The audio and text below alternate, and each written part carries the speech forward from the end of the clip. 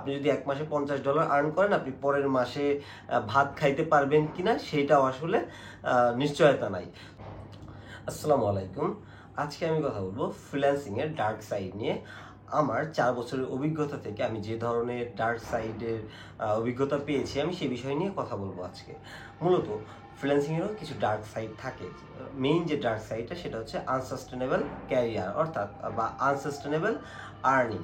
অর্থাৎ আপনি ফ্রিল্যান্সিংয়ে, যেমন ফ্রিল্যান্সিংয়ে আসলে কেউই আপনাকে বলতে পারবে না যে আপনি পরের মাসে কত আর্নিং করবেন। অর্থাৎ আপনি এক মাসে $10,000 আর্ন করলে আপনি পরের মাসে কত আর্ন করবেন সেটা আসলে কেউ বলতে পারবে না। আপনি যদি এক মাসে $50 আর্ন করেন, আপনি পরের মাসে ভাত খাইতে পারবেন কিনা সেটাও আসলে নিশ্চয়তা নাই। সো ফ্রিল্যান্সিংয়ের যে ডার্ক সাইড, তার মধ্যে অন্যতম হচ্ছে, ধরেন আপনি ফ্রিল্যান্সিং করা অবস্থায় একটা জিনিসের উপর নির্ভরশীল। আপনি ফ্রিল্যান্সিংয়ের উপর নির্ভরশীল এবং এই ফ্রিল্যান্সিং দিয়ে আপনি আপনার সংসার চালাচ্ছেন, বা আপনি এই ফ্রিল্যান্সিংয়ের মাধ্যমে আপনার রুজি রুটি চালাইতেছেন, যেটা ফ্রিল্যান্সিং যদি বন্ধ হয়ে যায় তাহলে আপনার ওইটা চলবে না। সো ফ্রিল্যান্সিংয়ে যে ব্যাপারটা ঘটে, ফ্রিল্যান্সিংয়ে দেখা যায় এক মাসে আর্নিং আছে, আরেক মাসে আর্নিং নাই বা কমে গেছে। অর্থাৎ আপনি যদি এক মাসে $10,000 আর্নিং করেন, পরের মাসে আপনি $1,000 আর্ন করতে পারেন বা তাও কম হয়ে যেতে পারে। অর্থাৎ আপনি যেই ফ্লোতে যাচ্ছেন বা আপনি যেই ফ্লোতে খরচ করছেন, যেমন আপনি আপনার সংসার চালাচ্ছেন, আপনি আপনার ডিভাইসগুলো কিনতেছেন, সো এই যে কেনাকাটি বা সংসার চালানোর যে ব্যাপারটা, এইখানে যখন আপনি আসবেন, আসার পর ভালো মতো স্মুথলি চলতেছে, কিন্তু পরের মাসে হঠাৎ করে আপনার আর্নিং ড্রপ করছে। তো এই ড্রপ করার পরে আপনার যে প্যারাটা খাবেন, অর্থাৎ আপনার কাছে যে টেনশনটা হবে, এইটা আসলে সবাই নিতে পারে না। মানে ব্যাপার হইতেছে যে ফ্রিল্যান্সিংয়ে ড্রপ করার, অর্থাৎ আর্নিং ড্রপ করার অনেকগুলো কারণ আছে। তার মধ্যে হইতেছে যে হইতে পারে আপনার অ্যাকাউন্ট সাসপেনশন হইতে পারে, যে কোনো কারণে হইতে পারে অ্যাকাউন্ট সাসপেন্ড, আপনার গিগের র্যাঙ্কিং হারাইতে পারে, বা আপনার ইনভাইট আসা বন্ধ হয়ে যেতে পারে। সেসব অনেকগুলো কারণে আপনার আর্নিং ড্রপ হইতে পারে। তবে অবশ্যই এমন না যে আপনি প্রথমেই ফ্রিল্যান্সিংয়ে ঢুকলেন আর আর্নিং করে ফেললেন, ব্যাপারটা এরকম না। আপনাকে অবশ্যই একটা পিরিয়ড আপনাকে কাজ শিখে আসতে হবে এবং ওইটার উপর ভালো স্কিল অর্জন করে তারপর আপনি ফ্রিল্যান্সিংয়ে মুভ করবেন। তবে ফ্রিল্যান্সিংয়ে মুভ করার পরে এই প্রবলেমগুলো হবে, আর্নিংয়ের যে প্রবলেমগুলো, এই প্রবলেমগুলো হবে। অর্থাৎ আপনি যদি ফ্রিল্যান্সিংয়ের উপর বেস করে থাকেন, তাহলে আপনার ক্যারিয়ার আসলে সাস্টেনেবল হবে না। কারণ আপনি বড় বড় যত ফ্রিল্যান্সার দেখবেন বা যাদের দেখেন, তারা কিন্তু ফ্রিল্যান্সিংয়ের পাশাপাশি একটা বিজনেস দাঁড় করাই ফেলছে।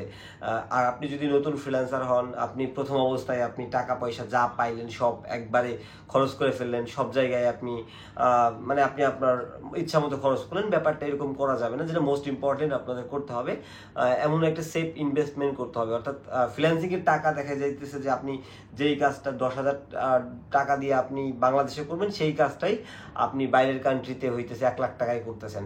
সো টাকা আপনি অনেক আর্ন করতে পারবেন, কিন্তু সেইটাকে আপনি স্টেবল একটা অবস্থায় ইনভেস্ট করে সেখান থেকে একটা বেসিক ইনকাম যদি আসে বা আসার যদি ব্যবস্থা আপনি করতে পারেন, তাহলে আপনি স্টেবল হইতে পারবেন। বা আপনার পাশাপাশি বিজনেস দাঁড় করানোর যে ব্যাপারটা, এইটাও আপনাকে মুভ অন করতে হবে। কারণ আপনি যদি এরকম আনসাস্টেনেবল ক্যারিয়ারে থাকেন, আপনি একটা পর্যায়ে গিয়ে হতাশ হয়ে যাবেন। আপনি তখন আসলে আপনি কোনো কিছুতেই ফোকাস করতে পারবেন না এবং কাজ করতে পারবেন না। সো এটা একটা প্রবলেম। আর আরেকটা প্রবলেম হচ্ছে, আপনাকে ফ্রিল্যান্সিংয়ের ডার্ক সাইডের মধ্যে আরও যেটা আছে, রাত জাগার ব্যাপারটা।